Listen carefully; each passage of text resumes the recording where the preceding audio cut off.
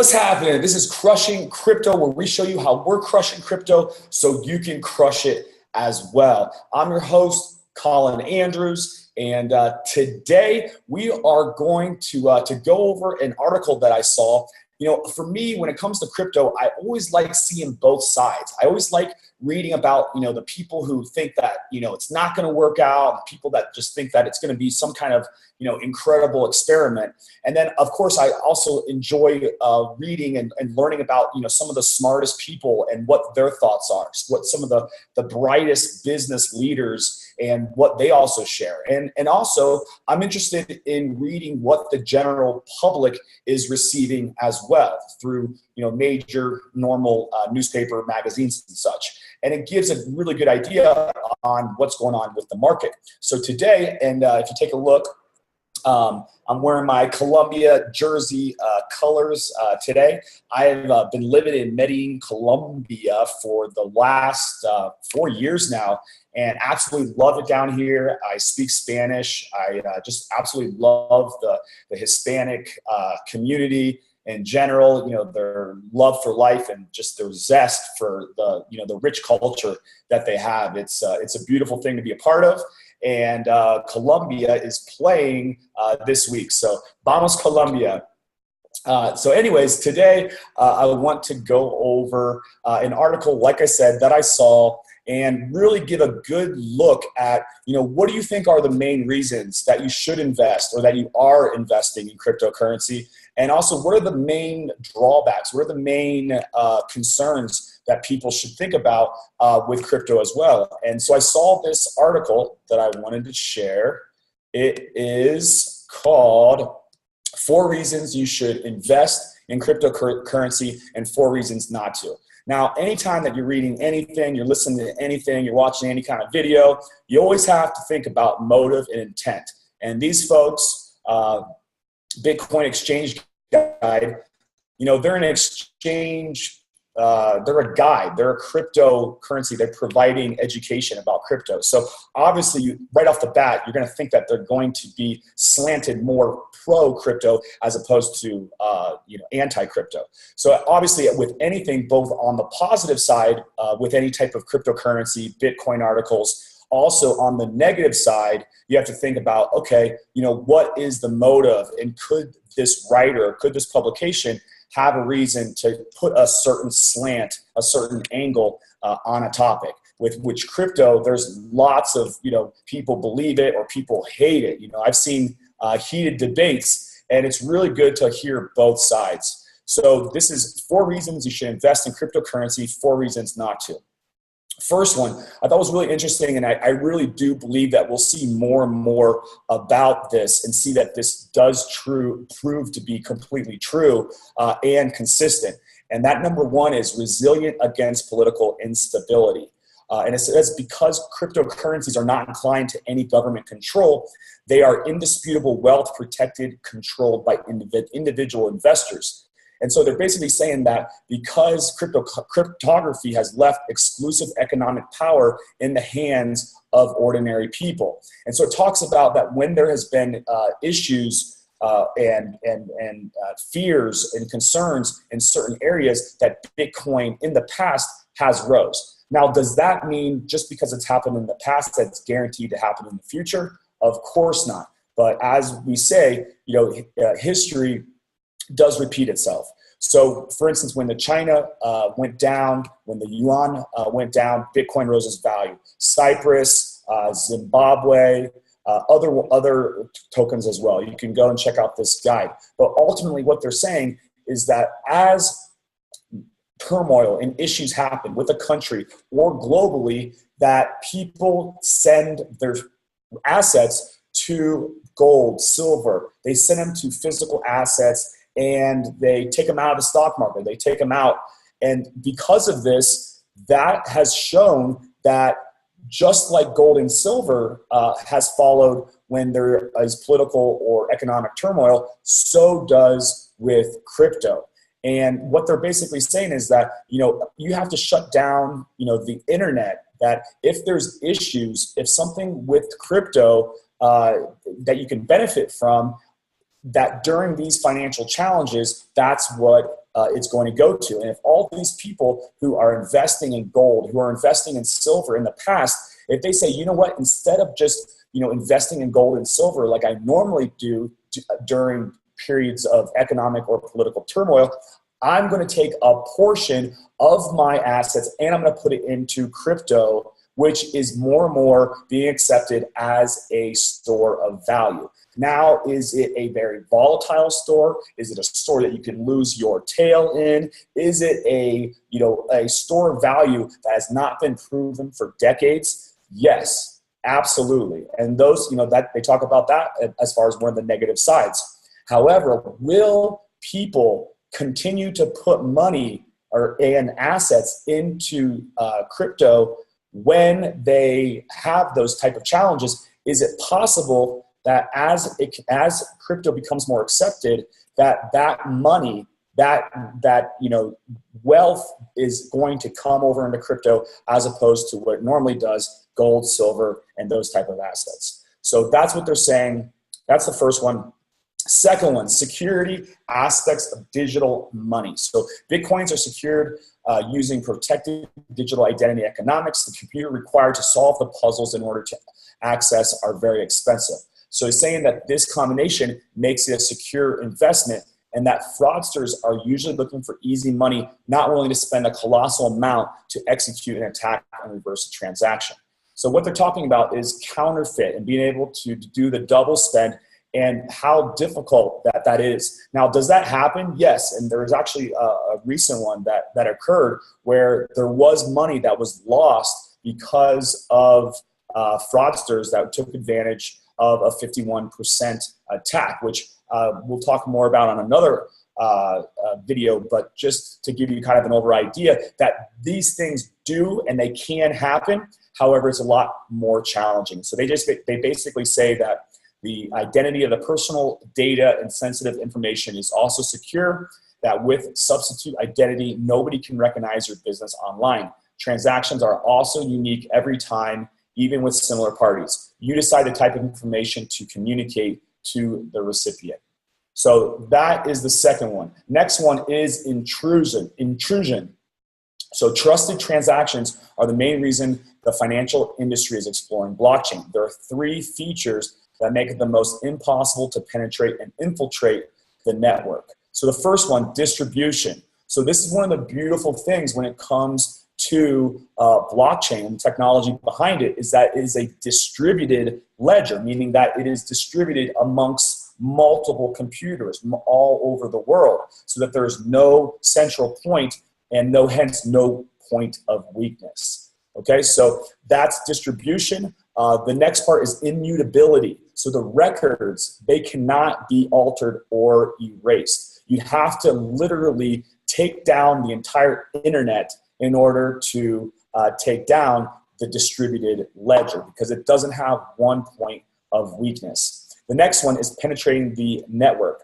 So blockchain restricts invalidated members from gaining access to the network. You must be invited and authorized before you can contribute. Identity management and access control are vital in getting permission into the network. Even if you manage to get a cryptographic member's card to access, you cannot add to the blockchain without consensus and therefore tamper with the records. Okay, basically saying you can't put in some BS on the blockchain that's not supposed to be there. Okay, next, accessibility. And this is a huge one. Accessibility, that all you need is the internet and a cell phone. That with that, you can go and you can transfer value from one place to another. You don't need to go in and have identification. You don't have to go into a bank account. You don't have to deposit money. You don't have to go through a credit score check. You don't have to go through any of these things that keep people from being able to have bank accounts. And the unbanked is a huge area of opportunity, and there's quite a few projects that are taking it on. So that's a solid one. So the why shouldn't you invest? Okay, why is it bad ideas? Okay, so the first one, irreversible transactions. Okay, and this is 100% accurate. If you send crypto to somebody and they don't provide on the product or the service, and it's basically, they said they were going to do something or pay or give you something, and they don't do it, And then what happens? You say, hey, why didn't I get my XYZ? There is no recourse like what Visa, MasterCard, and other of these cards have that limit your exposure. That if you don't get what it is that you're supposed to get, Visa will go after the merchant and protect your funds, right? So that is very much a piece of Bitcoin that you have to be concerned with. You have to make sure that you copy and paste the right address. You have to make sure that you only send to people that you have that trust with.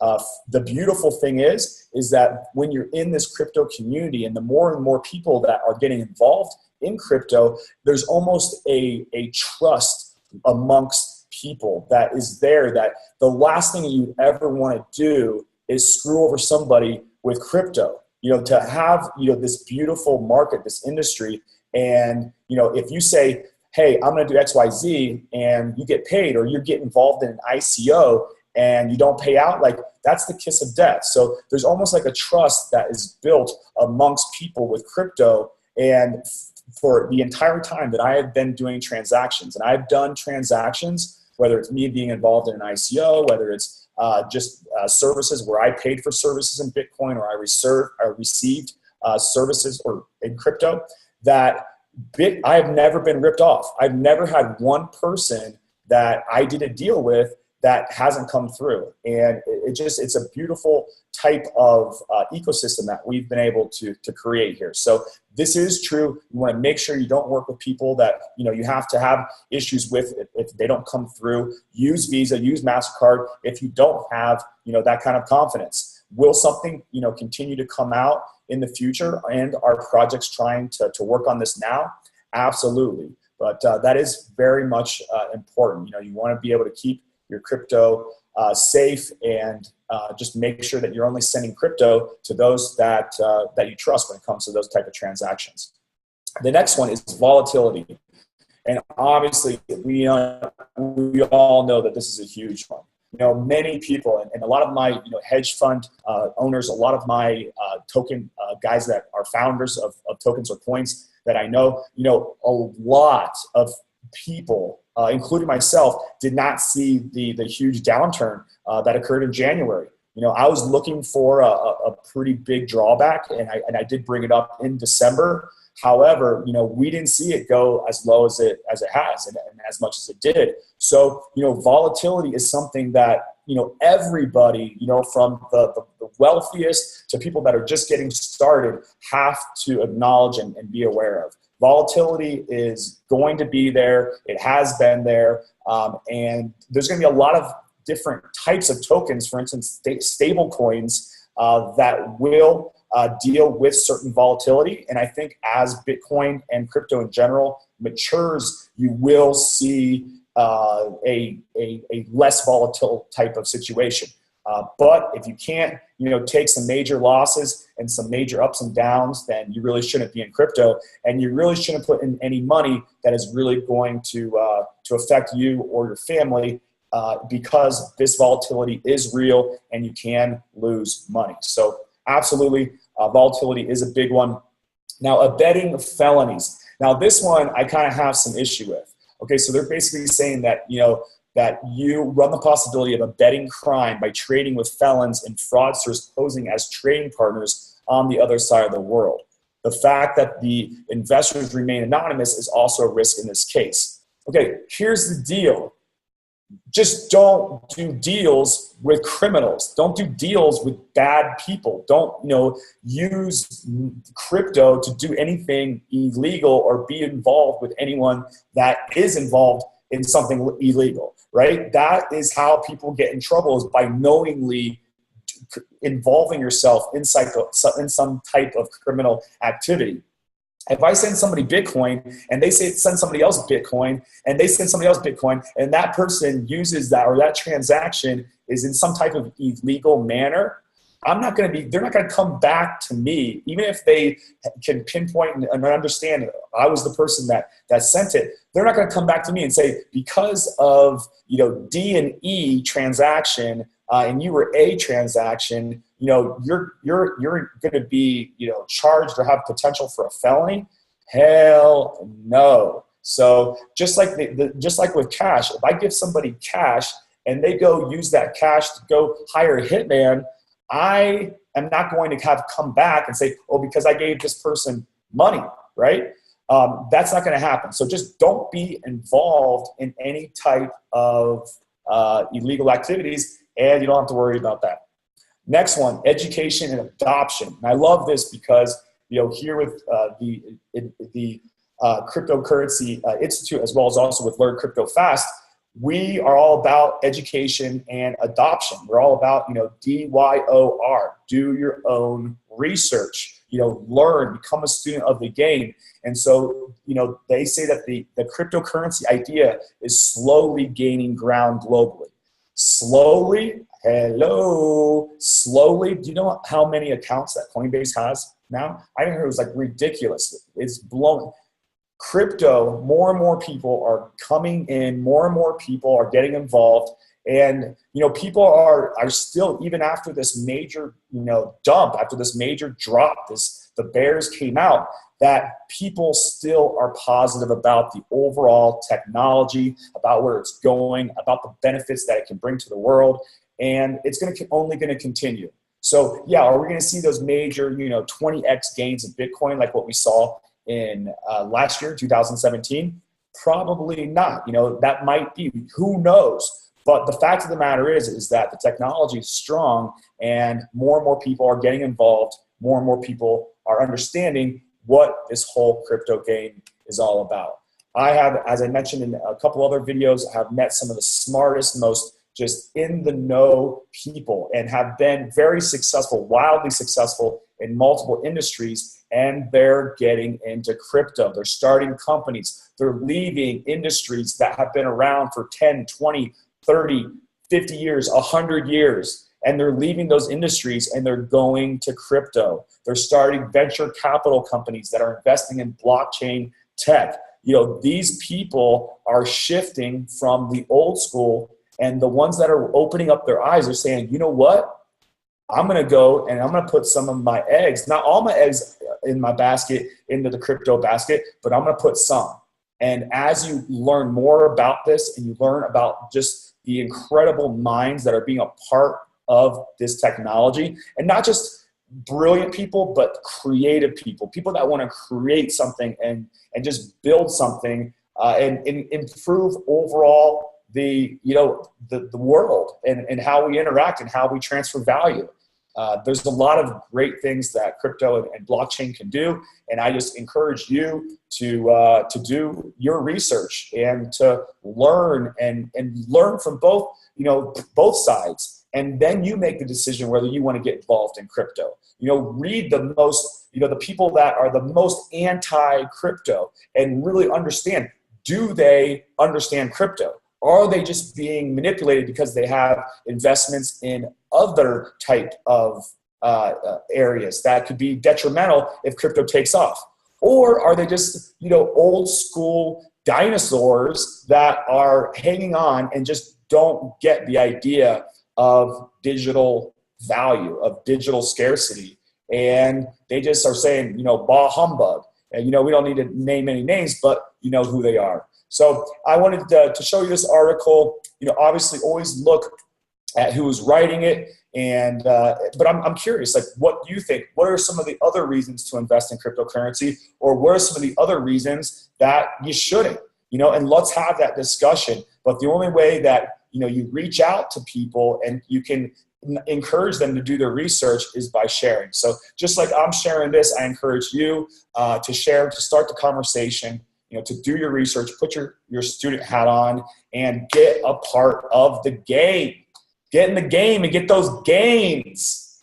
So that's what we're all about, trying to give back and have you crush it in crypto. So this is Colin Andrews. If you like this, hit a like or share it or subscribe if you haven't already, and we'll make sure to keep on giving some no BS videos your way.